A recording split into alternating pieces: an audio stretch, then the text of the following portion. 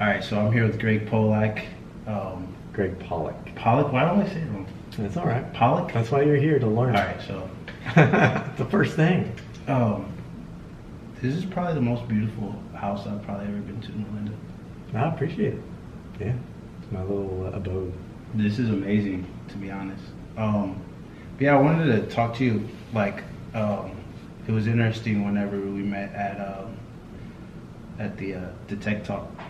Was that last year? Or was that last year? Something, I don't know. Yeah, probably. But it was just interesting to hear your story about Code School, and then just how much you were into like work ethic and building a team and everything. So I guess we could just start with like talking about like Code School. Like, how did you get that started, and like what all of that was for someone listening that might not know what that is. Sure. Well, let me give you a little of my story. So back and forth, I got out of college. I went right between failing at startups and working for the man. So I went to college, first failed startup, and worked for the man, and then second failed startup, and then worked for the man. I went back and forth. And then it was really probably about 10 years ago that I realized that there was this hot new technology called Ruby on Rails, and the brilliant thing about learning it is it kind of gave you the recipe for doing consulting work. And so that was sort of the first startup-y thing that I did that worked, was creating websites for other people. And in that adventure, I learned, I had a friend that said, hey, let's create a blog. I'm like, blog? Like, for who? For developers. Yeah, we'll call it Rails Envy. Like, get it? Like, people are envious of Ruby on Rails, we call it Rails Envy. And I think the slogan at the top of the website was, it's not the size of the code, it's not the size of the app that matters, it's how you code it. Which was perfect because with Rails, you wrote less code to get more done. So I realized that like I really loved teaching. I blog and I would write these big blogs, and it was a new technology, so it would get tons of traffic, and I really enjoyed that. And so I wrote more blog posts, and then I realized I really enjoyed going to conferences and teaching, and then I would come home and I would record myself doing those talks and put them online, and that would get even more traffic. And then realized, hey, well, wait, this is kind of, I wonder if we could make money charging people for videos. And then I started something called EnvyCast, which was my first foray into like selling video online. And that did pretty well. I made some passive income, nothing huge. And then a few years later after that, rebranded from Rails Envy to Envy Labs. And all of the educational stuff that I do for developers had the nice side effect that it would lead to good work for the consulting business. So that's how my consulting business grew from like just 2 people to 4 people to 6 people. At one point we had like 30 people just doing consulting work. And it was all through the education stuff that I would put out and the podcasts that I would produce for this technologies and the free videos that I would produce, because I would just put out tons of free content all the time that I loved producing. I really enjoyed that. The nice side effect was it led to more consulting work. Because people would see that and they'd say, hey, this is a guy that knows what he's talking about, let's hire him to do this type of stuff. Yeah, if you actually sound like you know what you're doing, they actually will think you do know what you're doing, and they'll try to hire you. It's the craziest thing. So, and was this you were charging initially for that content too? And most of the content I would produce was free, and it was just on the blog. I would team up with the guys who created the technology. Like, it was called Ruby on Rails. So eventually I talked to the Rails guys and said, hey, for the new version coming out, can I produce some free videos, like some official free videos for you guys? And they're like, yeah. There's always a lack of good content when it comes to any sorts of technology, any sorts of programming. There's a void out there. So I found a way to fill that void and eventually make money out of it. You just reached out to them? Yeah, why not? So with Code School, I always tell people was me figuring out how to monetize what I loved doing. But what was really unique about it was we took just video and we combined that with interactivity. So learning by doing, coding in the browser. We did Code Academy before they did it. That's what people most associate that with, the interactivity, or like Khan Academy has that too, and like Code.org has that too, but we did it before all those guys. And our focus was on developers, not beginners, not just dip your feet in the pool of code, but actual like people who are doing it for a living.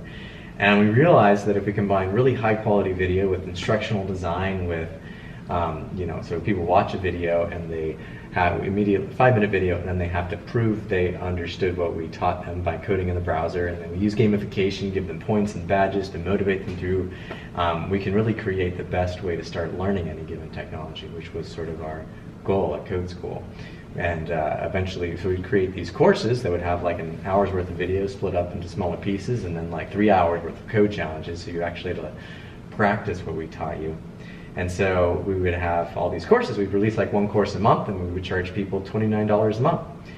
And fast forward, when I left Code School, I think we had around 32,000 subscribers at $29 a month. Wow. It's big business. Yeah.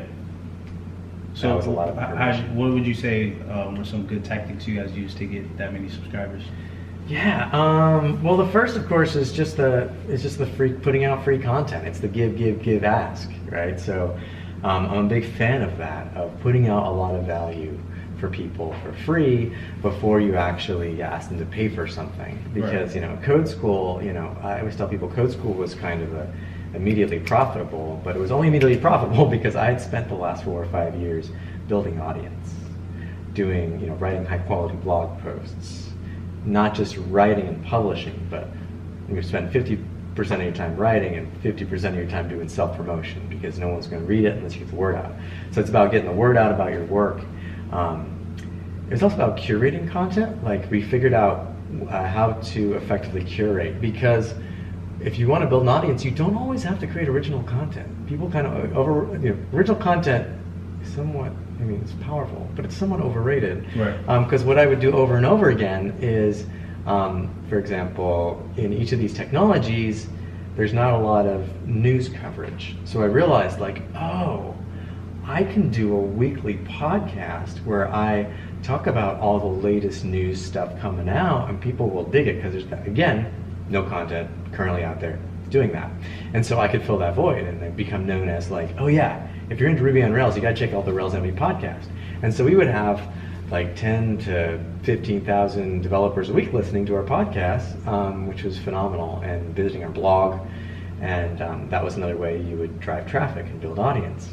So you would find content that's already out there and talk about that content. Yeah. So people could do that for almost any topic, pretty much out there. Yeah, just be a good curator. Take it one step further than going and putting together a list of links. Don't just do that. Write a paragraph, write 2 or 3 sentences about each one, about why you should care. Keep it really focused. If you need to build a website with this library, check out this tutorial. If you need to, create a Google map on your website, use this tutorial. If you can make it more useful, because as a professional, and if I want to stay up to date with my career or whatever topic I'm interested in, it takes a lot of work to scour the web for reading all the content everywhere. If I can just get this curated list of the most important articles and the most tutorials, it's really valuable to me. It helps me be effective and value my time and allocate my time more effectively. Because 2 things I always hear people say is either one, they're my content is so good, I'm not going to give it out for free. Or they're what's the point of me giving out all this free content? Why would people hire me if I'm just putting it out there why wouldn't they just do it on their own? That's 2 things I hear people mention to me often. Why would you just put out all this content for free? Right. Yeah. Well, it depends on what you're going for. Are you trying to be in the content business like I am and sell content eventually, or are you creating content for the sake of another business, like consulting, for example, where it's so if you're not trying to sell the content, then you put it out there for free, and people see that you are competent at what you do. Right. People see that you're good at what you do. The best thing you can do if you have a recipe that works is tell everybody about it, because they're going to listen. Oh wow, he knows what he's talking about. I'm gonna hire him. Yeah, I definitely agree. That's why it's I'm big on right now. It's just put out the podcast. It's people eventually learn what that what you're talking about, and as you put more content out there, it's who would they rather work with? The person that has the Ruby's podcast that talks about it all the time, or just some random person that approached them with it. And I think the more people start to realize that, it pays off. It's you give it away for free now, but 2 months from now you got 10, 20, 50 clients or 30,000 subscribers in your case, Yep. So I think that's a big one. So you guys had already built this audience by putting out the content. What other types of stuff were you guys doing to make sure you're getting subscribers? partnerships. So, excuse me. So I'm a big fan of this idea that there's no such thing as competition. I firmly believe in that. There is no such thing as competition. If you think somebody is competition, you're not being creative enough on how you can work together. And I've got a few, and the biggest example of that is, in my business, in the content creation business, there's always a lack of good content, of any type of good content. So if I see someone else I can start feeling like they're competing with me, but in reality, like, there's a lack of good content out there. So if we could how can we work together? Well, we can do cross promotion, because we probably have different audience bases. So maybe I'm going to give their customers a coupon for my podcast, for my content, and I'll give my customers a coupon for their content. And we can and I started out doing a ton of that. So there's that. There's also partnerships. So what I like to ask myself is, like, where are my customers? Like, who else has the customers I'm trying to get access to, and how can I create content for them or work with them in some way to get in front of my customers that are in somebody else's audience? So a good example of that, well, I give you two examples of that. The first is products that my customers use.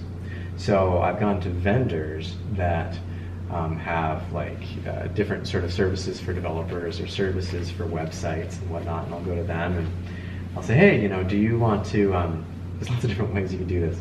Can we create some content together that'll go in front of your customers and my customers? So my customers know about your stuff, you'll know about my stuff. Right. Or I can say, if I've got, let's say, a podcast, that I can say, go to these vendors and say, hey, I've got 10,000 people. You want to sponsor my podcast? And they can help me make some money by sponsoring the podcast. I've done tons of that. What do you think is a good number of listeners someone has to have before they start trying to do something like that? Is there a certain number? It depends on how focused your niche is. If you tell me that you've got 500 CIOs from Fortune 500 companies listening to your podcast, that could be really impressive to some people. But if you tell me, if you're talking about just software developers, maybe more like 10,000, right? So it really just depends how focused you are, how niche you are, and if you can identify companies that want to get in front of that niche. So let's see, what else? I kind of mentioned one of them earlier, which was I look for partnerships with open source projects. Right, and work closely with those open source projects to produce content for them. That gets in front of my audience, where my audience is, which is what I'm working on right now, some of the stuff. So I remember last time we were talking, you were saying you're big on building your email list. Do you feel like that's still something that's important? Because you gave me a couple hacks that I thought were kind of cool. Yeah, when I talk to startups and they ask me, where do I begin? I always say, start with an email list. And they say, but wait, don't I have to build a product first? I'm all like, no, that's a mistake. You don't have to have any product to build a email list, to start building it. All you need to do is have friends. So you build your email list because, by the time you have a product, you want to have 5,000 people on your email list, so you actually have an audience to market to. Because if you haven't been building that all along, you might spend 6 months building a product, you have a product now, and then you have to start from ground zero building your audience. So it might take 6 more months to do that. So start building the audience first before you start getting all into the... Just do both. If you're a one-man machine, you got to spend 50% of your time building your product and 50% of your time building your audience. So getting ready with marketing and sales. So, half your time marketing and sales, half your time product. Start with the email list. Look for partnerships. What other things would you say to get started? Get started, or to start building the audience, putting out content, free content. Yeah, well, there's lots of good. We were on a podcast. There's a lot of podcasts out there where they have they're interview style stuff like this. And the one easy way is to start jumping on all of those, emailing all of these podcasts that people do in your domain of expertise, whether it's finance or... And try to get on their sales. podcast. Get on their podcast. So you email them and, hey, I'm working on this thing. This is my background. Here are a couple topics that I think would be interesting to your audience that I'd be happy to talk about. Let me know if you're interested. They're always looking for people for that sort of stuff. Also, one thing I wish I would have been able to do when I was just getting started, if they were around, I might not have failed as much, which is, if you're getting started, see if you can get yourself into one of these business accelerators that are around. Surround yourself with other entrepreneurs. I started Starter Studio, the Orlando's first technical accelerator, like 4 years ago now, and we just finished ours. I think our 7th or 8th class, and you get so much value by going through one of these 3 months programs, and you're so much less likely to fail because, number one, you surround yourself with other people that are going through the same issues that you are, the same problems. You get to go through the methodology. They force you through a lean startup canvas, which gets you focused. They force you to do customer interviews, which are one of those things that nobody does enough of. They force you to do customer validation, right? And nobody does enough customer validation. And then hook you up with mentors and educate you and force you to get really good at articulating your startup. So you're so much less likely to fail if you get yourself into one of these accelerators. And with Starter Studio, it's free, man. I mean, it's my nonprofit. I've never made a dime off of it. I don't plan to. If companies apply to it, we probably get 40 to 50 applications every session. We let in 6 to 8 teams. They get free desk space, free mentorship, Oh, wow. free education, big demo day at the end. And some of them go on to do great things. And so, Even if the startup fails that you go into this accelerator for, you're going to be so much more likely to succeed like the next startup that you do. Or maybe you join the team from one of the other startups that you meet. You make these connections that will help you succeed for the rest of your life. and that's the thing that's pretty much important is from what I hear you saying is reach out to people and surround yourself with people that are going to help you either do what you're trying to do or have done what you're trying to do. My God, you have no clue. I talk to so many entrepreneurs that have a startup that they what do you do? I build widgets. And I go, okay. How many CEOs of companies that also build widgets have you talked to about how they did it and how they built up? And they're like, what? Aren't they a competition? I don't know. I don't know if I want them to know what I'm doing. And like, dude, come on. There's no such thing as competition. Those people are going to tell you, what they did right, what they did wrong. The nicest, most successful CEOs are going to help you. Right. So, get on their calendar, and just do an informational interview. Tell me more about your company. What worked, what didn't work, how'd you get there? And learn all about how people did it that have businesses very similar to yours. And you can just learn so much good stuff. I always hear people talk about other entrepreneurs or people are always worried about protecting their ideas. If it's the idea that's the only thing that's protecting you, you're not going to win anyways. It's all about Ideas the are execution. nothing. Yeah. Ideas So it's once you put it out there, they're going to know anyways. So it's you might as well, Yeah. It's not just about protecting the ideas, it's about figuring out how to execute it, surrounding yourself with those people, like you said. Ideas want to be free. They want to be free. So let them be free. And the best thing you can do for your ideas is tell them to as many people as possible. Because you never know when someone's going to say, oh yeah, my uncle did something like that. Oh yeah, my friend, you got to talk to my friend because he would love to work with you and I'll totally do it for free. You never know when someone's going to help you. And so you just got to tell as many people as possible. They'll give you lots of good feedback. And don't be afraid. Don't be scared. Just do it. And it'll come back to you. It always does.